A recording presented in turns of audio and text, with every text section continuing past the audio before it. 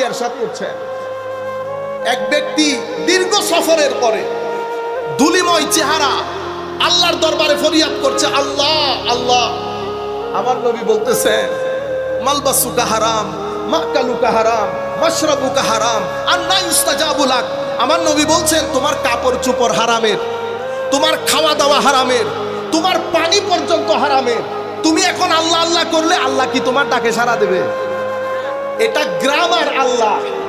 আপনি এতটুকুন কাজ করার পরে তেলের একটা ব্যবহারের একটা নিয়ম নীতি আছে না? আপনি এই তেল ব্যবহার করতে করতে তেলকে ডিজেল বানিয়েছেন।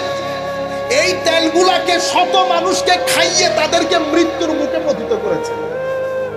এরপরে যদি আপনি আমার নবীর মদিনা শরীফের মধ্যে গিয়ে ইতিকাফ করেন, আমার আল্লাহর কাবার গিলাফ ধরে যদি লটকে থাকেন, আমার আল্লাহ দেখবে আপনার দিকে? এটা আল্লাহর গ্রামার না, এটা আল্লাহর গ্রামার। কেন? কারণ আপনি যেই গুনাহ করেছেন সেটার মাধ্যমে মানুষ ক্ষতিগ্রস্ত হয়েছে। আপনারা বুঝতে পেরেছেন? এটাকে বলে সুন্নতে ইলাহি।